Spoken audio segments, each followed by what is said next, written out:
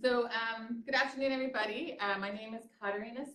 I'm the Director of Grants Management here at Reynolds Community College. I've only been here since October, but I joined the Department of Research Planning and Grants. We are a mighty staff of 2 working on grants up there. I was talking to somebody yesterday who from a grants management software company, and he asked how many active grants we have, and I said, oh, about 40. And he said, I'm working with another college. They have 50, and they've got a staff of 8. So that gives you some impression of what we've got going on up there. So, and even though in my career, I've worked on many types of grants, my current position in today's workshop is going to be focused on federal and to a certain extent state grants. So first of all, this is something that's written into the grants manual that I wrote when I started here, but what is a grant? So we all had some serious concerns this week when news came out of the White House that there was an executive order and all of our grant funding was just going to evaporate. But it seems that someone updated the White House on how grants actually work since then, so that we, what we'll explain today is that Congress or the General Assembly here in Virginia determines their priorities based on the needs of the populace, the economy, national security, all kinds of things. And based on that, funds are appropriated and placed in reserve for specific grant projects that are available. So there's agencies such as the National Endowment for the Humanities, Health Resources and Services Administration, Department of Labor, National Park Service, on and on. All these agencies, the same Department of Education and these same departments within the state or the Commonwealth, they develop the application process and the regulations around the specific grants for which the money has been appropriated. So, so there's a huge range in the diversity of grants that are available, and the priorities are different for different agencies. Regulations are different for different agencies, but we do have some kind of central guidelines that we follow at the federal or at the state level as far as things that you're allowed to spend money on. Right? You're not allowed to spend money on alcoholic beverages. You can't write in a big party for all of your friends into your grant and pay for that. That is across the board, whatever, it doesn't matter what agency, but different agencies will have different regulations about what things you can spend money on. So right now, for example, I'm collaborating with our nursing program on the HRSA Nursing Workforce Diversity grant. It was created in reaction to a nationwide shortage of nurses since the COVID-19 pandemic. It was also created in response to the disparities in health outcomes for low-income people or people of color, because the healthcare workforce is predominantly staffed by people from higher socioeconomic status populations and historically has been predominantly white. So in order to get better health outcomes for all Americans, we want to increase diversity in nursing workforce. So, we are tasked with creating a project and a proposal that shows how that need can be met by our project. So what does a successful grant look like? Well, number 1, it identifies a need or an opportunity. Number 2, it uses reliable, accurate data and to offer proof of that need or opportunity. So we can't just say, oh, it'd be great to have a gym because our staff would like to have one, right? We need to show that there's a resource that we need because it's going to help our students improve, outcomes for them. It's going to improve enrollment or retention or some need or opportunity, right? Number 3, it presents a narrative and budget that clearly ties strategies and expenses to the approach or methodology being proposed to address that need or opportunity, right? So again, something in your narrative or in your budget, they need to match each other. So if your budget includes money for a new staff position, that staff position better be explained in the narrative, why they're needed, what outcomes you're going to expect from having that new staff person, et cetera. And then 4, it's going to provide clear details about how you're going to measure the impact of your time, your effort, and the money that's being spent on the project, right? So if you don't have a clear idea of what success would look like or how you would measure it, then that is going to create a problem as far as, you know, writing a proposal that is successful. And most of the time, you know, when you submit these proposals, they're not being read by, I mean, they are being checked by the staff at these agencies to make sure that they're complete, they comply, they have all the information. But the people who are reading them, virtually anyone, you know, if you're working in higher education, you could apply to be a reader and serve as a reader on grants. It's a great way to learn about what good grants look like and what not so great grants look like. So if you specialize in a field like nursing and you want to apply to be a reader through HRSA, you can do that. You just go on their website, submit an application, give your credentials, your work experience, your, you know, educational experience, and say that you want to serve as a reader. And it pays a small stipend usually, but it's one of the best ways to get exposure to seeing what you're competing against when you're applying for grants. So all that being said, I am in the grants management office. It's here on Parham campus at the Workforce Development and Conference Center building. I love to go to the downtown campus. So if you have a grant proposal that you're thinking about developing, you have a project idea, but you don't even know where to start, you can always reach out to me. I will come to you, talk about your idea, talk about what available grants there are, and help you through the process of putting together a proposal, putting together a budget, and submitting those grants. We do have a process that we have to follow as far as, you know, you have to get approval from your dean, for example, and then, you know, we get final approval from a member of the cabinet to submit all grants on behalf of the college, but I'm the person who you would start through to initiate that process. So when we were first asked by Dr. Jackson to do a presentation on grants, I agreed to take the lead on this, and I did not want to do a PowerPoint presentation for 45 minutes just to put everybody to sleep. It wanted to be my introduction to the college as a grants officer. So I devised a board game that we're gonna play. All right. The rules are very simple. If you've played Candyland or Chutes and Ladders or one of those, this will be very easy for you. So as we progress through here, you see that there's data cards. We'll draw a data card and we'll get instructions from that. It'll tell us whether we have good data or we have bad data. We have budget cards. And if you land on draw a budget card, we'll draw one of those and we'll see whether you've made good budget decisions in designing your grant proposal or whether you've made bad budget decisions. And then if you are lucky enough to land on number 12 here, which says that senators appropriate congressionally directed spending for your project, you can skip a whole bunch of this mess and slide right on down to 25 and get almost to the end where your grant has been awarded, okay? And there's prizes. I think I have the exact number of prizes of people that are here. These were the most hilarious assortment of prizes I could find on the dollar shelf at the dollar store. If you need sustenance, there's Toblerone truffles there. Help yourself. They're on sale at Costco because they're getting ready to phase them out. So who would like to go first? I'll go first. All right, just roll the die. And then my kids played this game yesterday, and their recommendation is that you count this as one. So okay. 1, 2, 3. And the reason why is because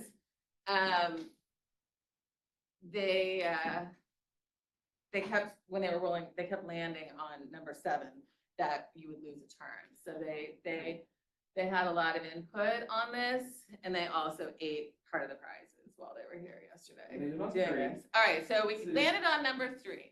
You have a strong commitment letter from an outside partner, and I get to advance 3 spaces. That's great. Okay, so go ahead and advance to number 6 there. So that tile, for those of you who are online, is that Tom had a strong commitment letter from an outside partner. So if you're developing a project and you say you're gonna work with Richmond Public Schools to develop that project, you had better have a commitment letter from them, and a strong letter of commitment means that they're committing to the specific things that are in your proposal. So if your proposal says that you're gonna add 3 dual enrollment classes to, you know, for the English program, and then you want the Richmond Public Schools to say, yeah, we're adding those 3 dual enrollment programs in their commitment letter. Because if they just show some vague, oh yeah, we support Reynolds and whatever they do, that is not really helpful How for do you you. make sure it's a strong letter? Can you get a copy in advance and ask like, hey, maybe add X So or Y? usually we write the letters for them. Okay, cool. That's Yeah. even better. No, So totally. usually if we have an outside partner and we want them to do something, we write the letter for them and then just ask them to make, you know, any adjustments if they're uncomfortable with it. Are you gonna go? All right, Sure. here we And I'm gonna go. get a 3. Are you Okay, now? all right.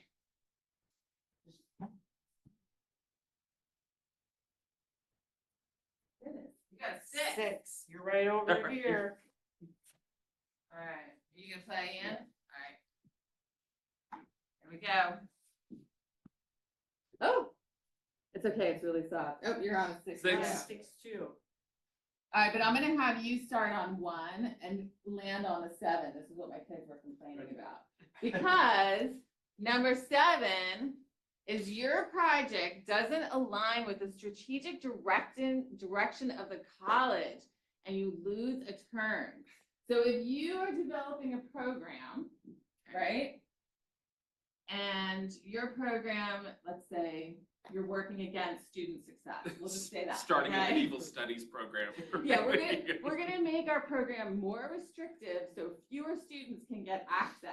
Totally. That is not in line with the strategic direction of the college, correct? No. Correct. So you lose a turn. I'm sorry, Ian, that I forced. I'm not trying to throw the forced- die it's at okay, you, yeah. That I forced you into this 1, position. 2, 3, 4, 5.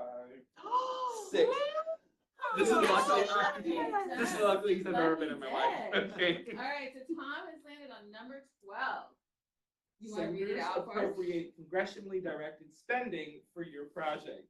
Take the CDS slide, 100%.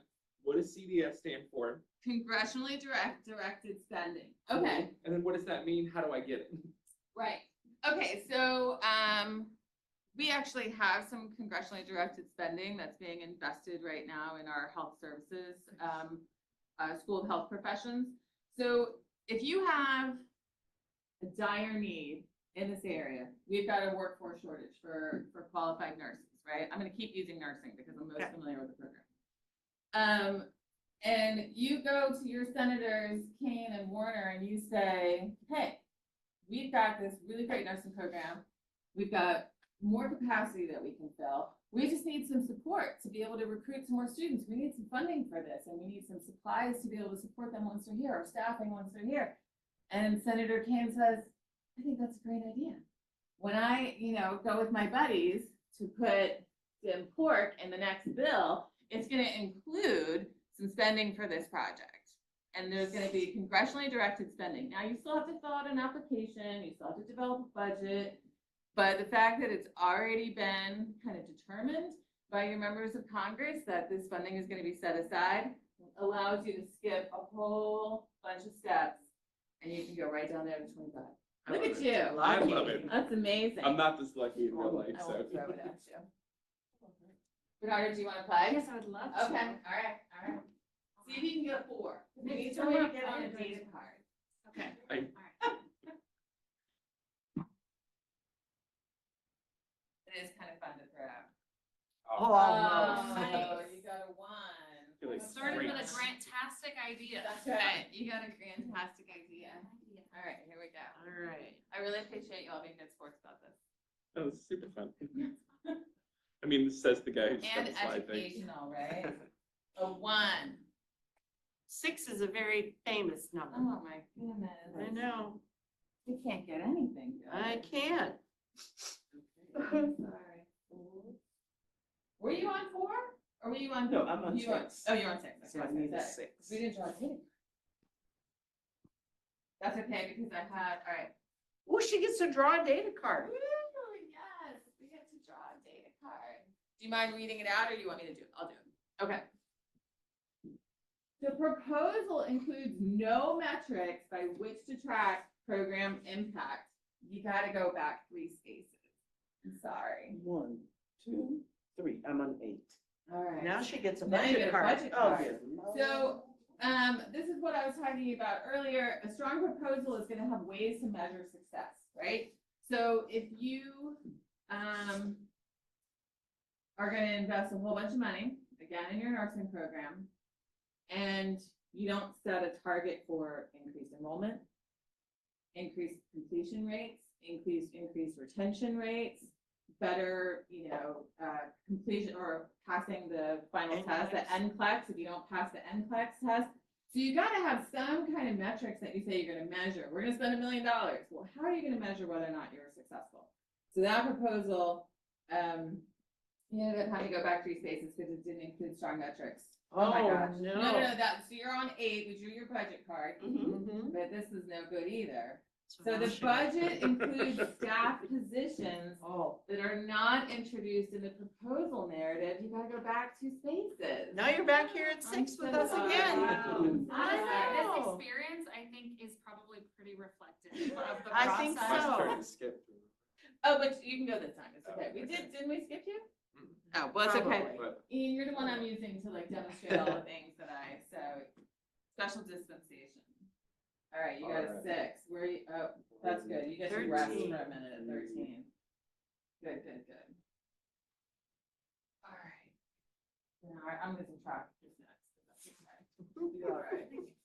Not me. nope. You then Your me. turn.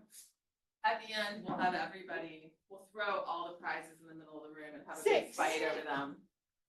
Oh, Everybody no. fight for them. You're Yeah. gonna lose a That's turn. okay, My Bernardo. project doesn't align with the strategic direction of the college. Lose a turn. Yeah, I'm sorry. That's where Ian landed on the first one too. It was really I just bad. wanted to take the students whitewater rafting. Honestly. I don't see why that's a bad thing. I know. 3. Oh, wait. So you're on 25. That's easy. You're just gonna go to 28. He's just gonna win. His grant's gonna be Woo! funded, and I need one. Yeah, you Come do. on, come on, talk to Come Mom. on, money. Bucks, no wins. Yeah, big 6, bucks, 6, no 6, whammies. 6. Oh, 4. Draw Oh, budget you get to draw a card. budget card. Let's see what happens. come on, let my Thank you. budget be good. Come Oh, on. boy. No. Ooh, not with that Not face. good. That's okay. An incorrect fringe benefit rate was used to calculate staffing costs. Go back 2 spaces. And now I draw another So budget. this is card. an interesting thing about budgets. Thank you so much. If you request funding for staff salaries, you can also get funding for their fringe benefits, right? So healthcare, retirement, all of those things. We have a standard fringe benefit rate for the college. So if you're saying I'm gonna pay somebody, I wanted to give them more. I'm so generous. no, you didn't use the right fringe benefit rate. Our Ah. fringe benefit rate is 46.4%, which sounds really high. And it is, it's high compared to other institutions of our size. So if you want to pay somebody $50,000 a year in salary, you have to factor in the cost of 46.4% of that salary in addition as fringe benefits. Oh, okay. So when you budget, it's not just somebody's income.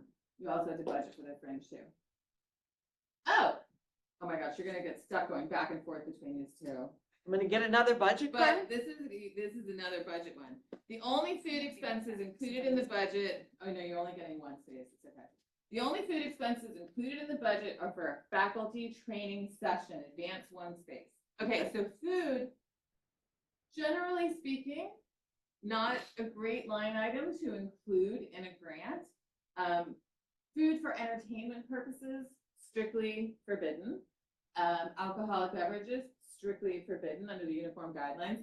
But if you're having a training session like we did today, actually, the event today is grant funded. So everybody's being brought to campus. There's really no options to feed, 150 people all at once, other than having food catered and brought in.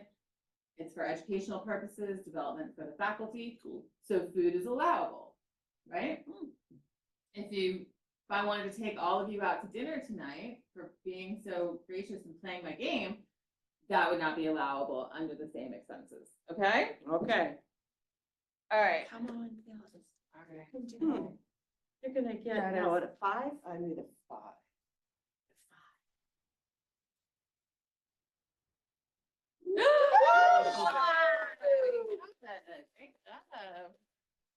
Got that CDS slide. So the senators have appropriated congressionally directed spending for your project, and you're on to 25. Who's next? Right? Poor Yeah. thing, but- Poor Ian. Taking the long. I know, I'll be taking the long way. 2. Oh, man. Oh. Poor Ian. So Ian was gonna land on 15. Their budget includes unallowable expenses, so going back 2 spaces. So there is, I don't know how many pages it is, a few dozen pages. If you want to read uniform guidelines, they're available on the internet. I don't know how many pages the whole document is, but it lists all the unallowable costs that are strictly verboten when it comes to federal grants. Who's next? Is it You are. It's Renard. Oh, that's Yeah. okay, go ahead. We're very informal here. 2. Oh, congratulations, your grant has been awarded. Yay. Yay.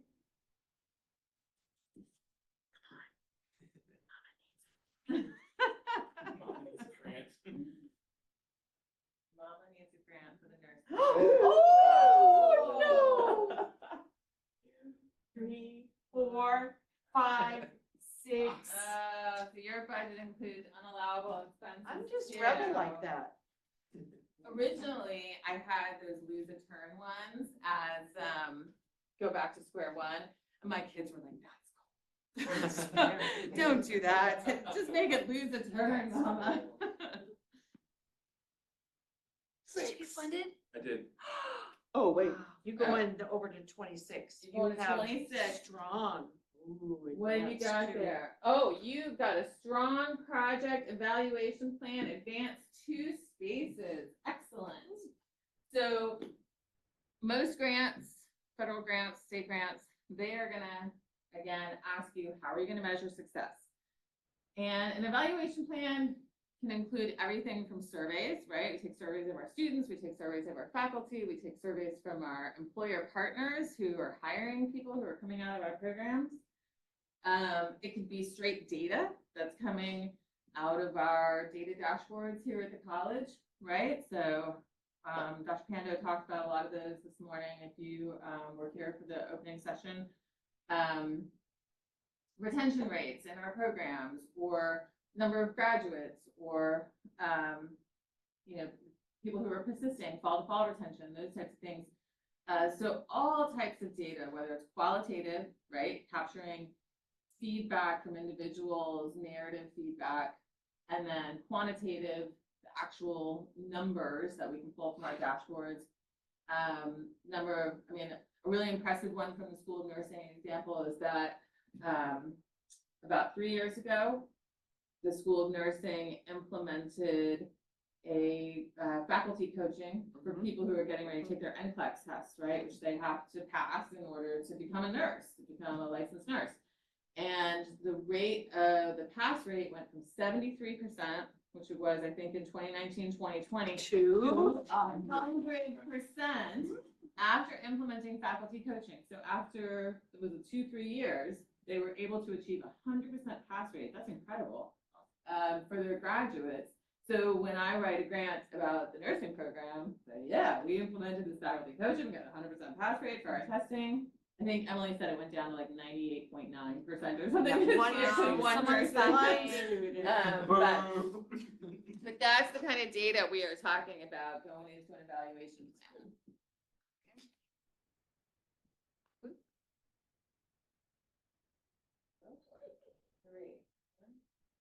Job budget card. Right. So let's see what we got from the budget. All expenses listed in the budget are fully explained in the proposal narrative. Very good, advanced three spaces. Yeah. So remember I said at You're the on the long way beginning, with us. if you put something in your budget, it better show up in your narrative, right? If there is a line item expense in your budget, there better, thank you, be something to justify it in the description of your project. Well, all I wanna do now is just get past that over there, so bigger Yeah, than two. Big money, big money. 2? Oh. Oh. Wow.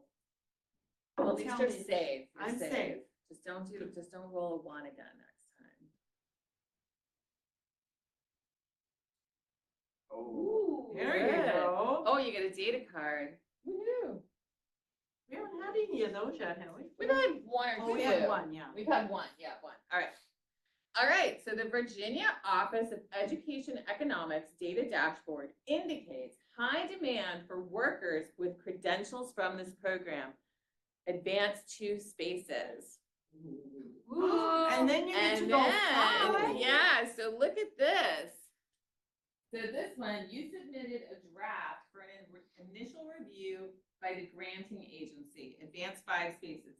Okay, so if you have a grant deadline of say June 1st, but you can finish that grant 6 weeks ahead, usually you can send it to the program officer. Now, they can't guarantee that you're going to be funded, but they can give you feedback on your grant. Some of them will say, if you have it to me a month before, check with the program officer who's doing the grant, find out from them.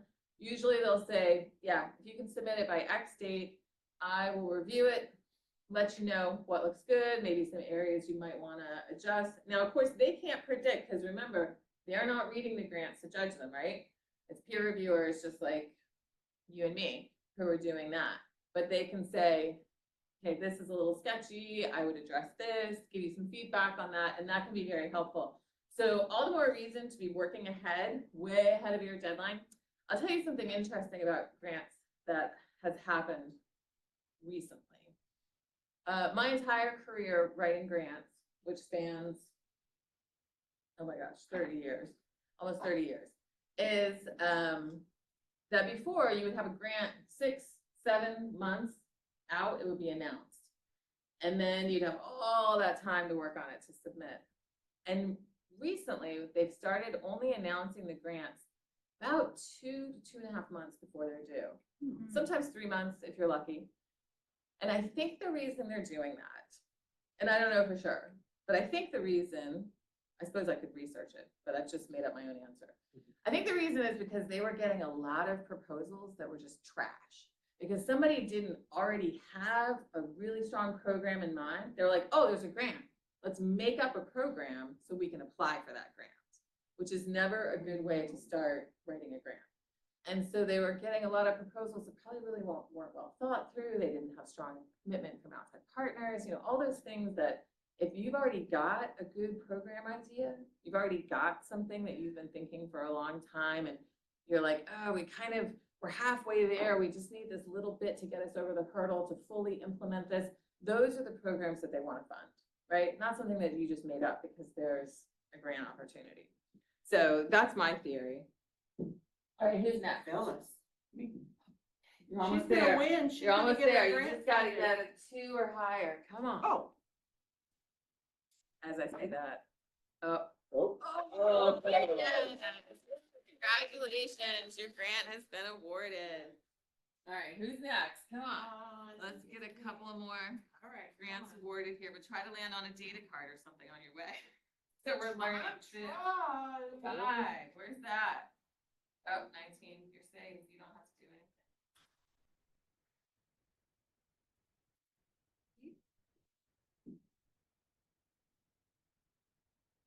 Six. 6. I think you're gonna be here with me. Yeah. Thanks. I had it on good authority that you were gonna be the one who wanted the blue hair dye as a prize. 100%. Okay. That's what I heard. Doesn't get better than Six. dollars for Six. hair You dye. did it, Ian. Yeah. You did it. You're funded. What was your grant? What was your fantastic idea? better dye. Then what? Got a hair dye. Come Better on now, colors give of me hair something. dye. 2. Yeah, you're just really missing all of my data I'm cards hoping and this is budget not gonna cards. be I worked indicative. hard on those. I know. I'm gonna put you on the next budget card, Yeah, whether I or not know. you get As long as it's not to lose it. Yeah. Coming right along that. with me. Go to budget card Felt like you had on a really 23. We're gonna fantastic draw a budget card. Here I go, I'm gonna go on a budget card 2. Well, it could be I'm putting you there. You're going There, there. I'm All right. going, I'm not. doing Because we have to any do one more twos. data card at least, and one more budget card. All right, so the budget includes marketing costs that are not directly tied to the funded project. Go back. ahead, 5. No, you have to go Okay. back. I'm not gonna make you go back because you're being a good sport. Okay. But that would send you back 2 spaces. So if the budget, so you can use money from a federal grant for marketing costs, but it needs to be marketing that's directly tied to the funded project. It can't just be general marketing dollars for the college.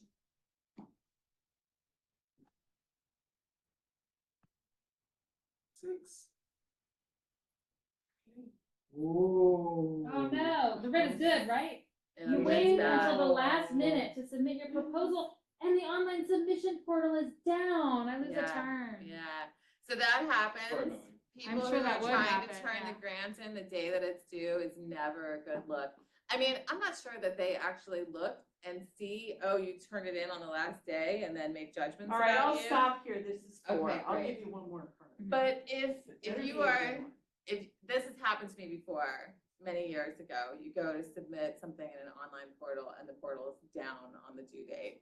And fortunately, we were able to call and say, oh, it's not working. They're like, yeah, because everybody's turning Too in much their traffic, grant late, yeah. right? So, but it's just not a good look. Okay.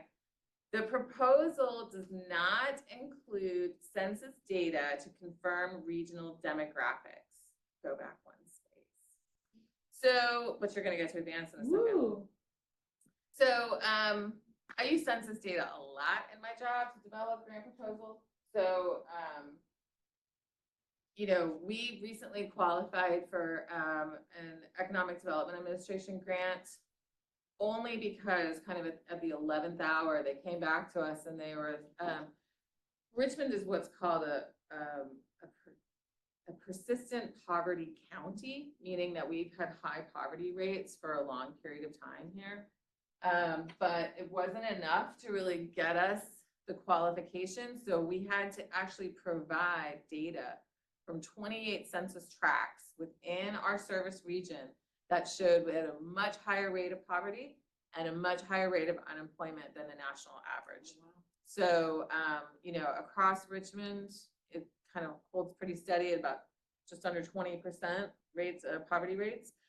And these census tracts had even higher rates than that. And, you know, 500 to 600% times the national average of unemployment in those census tracts. So we had to demonstrate all of that in a spreadsheet, 28 census tracts, in order to finally get the qualification. That's the grant they were talking about this morning, the Good Jobs Challenge, for $3.9 million that was funded because of that. So, all right, see if you can bring it home. Okay.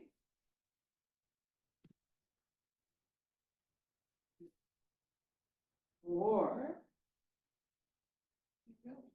I'm just following I you. think I can bring it home. All right, Now, let's see if you can get something- yourself awarded a two- grant. I've worked so hard on this. Almost didn't do it.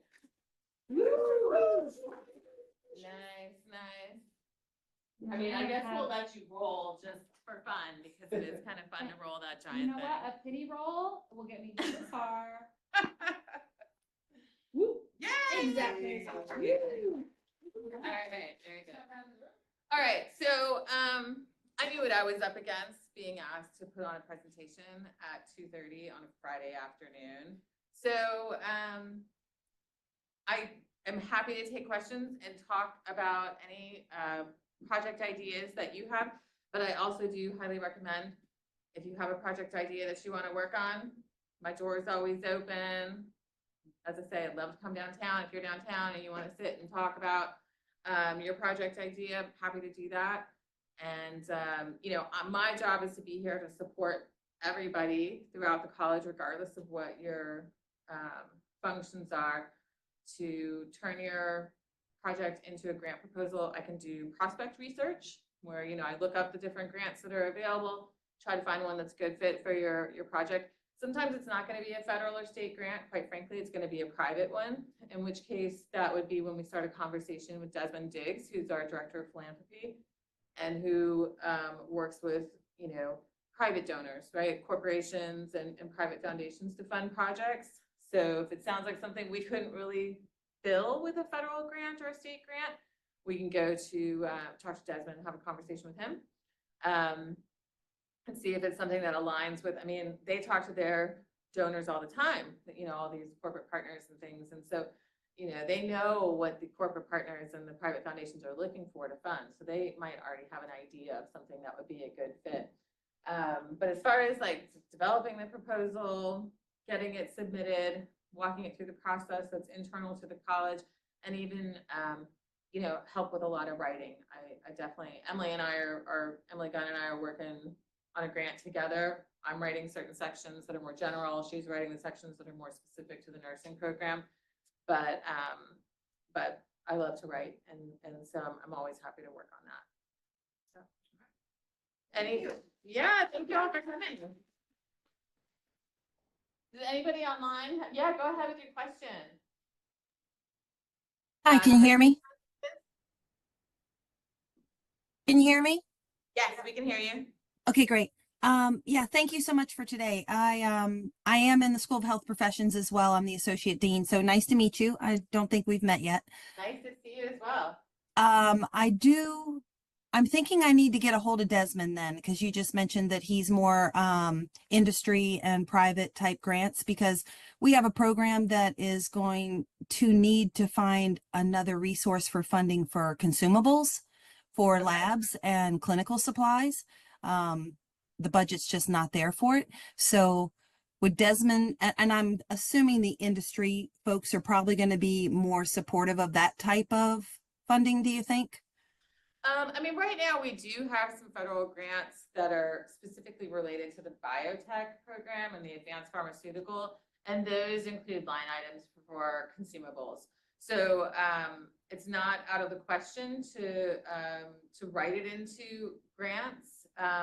You know, if you're using it specifically for training nurses, you know, we've got two or other healthcare professionals who are in the School of Health Professions.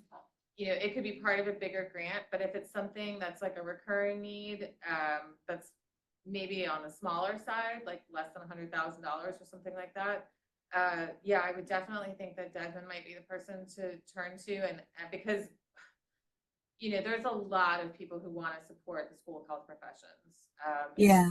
Really fortunate that there's, you know, we have donors who are just eager to support things like scholarships and stuff for School of Health Professions. I know it's more challenging when you're talking about kind of like med tech and people like that, but anyway, yeah, I'm happy to look and see what's out there. If you, you know, just email me kind of what you're looking for, but if it's more general, like operating stuff, not tied to a program, Desmond could probably have some ideas. Yeah. Okay. Well, I can, I mean, I can include you both in an email, but it's for the opticianry program, and they need consumable lenses and frames that, you know, get destroyed in the lab, and we need more every time we teach a course. So, and those things get expensive when we have to start purchasing them. That program has been very blessed to have a lot of industry support for many years, but that's starting to go away, and they're having to figure out how to buy these consumables. So I'll reach out to both of you and see what we can do. Okay. Yeah, sounds great. Thanks. Any other questions before we give out prizes? I'm kidding. You can just pick whatever prize you want to take. I just want to point out the hilarity of this one, that it is scented glue. So you're literally sniffing glue when you utilize these. I was showing them to my kids thinking like, we were told not to sniff glue when I was. That is wrong on so many levels. I know, and there's like sugar cookie flavor and blueberry muffin. It's really frightening. So maybe that's why they were on the clearance shelf, as somebody pointed out to them. That was a bad move. But, yeah, any other questions? This was a good idea. Oh, thank you. I appreciate that.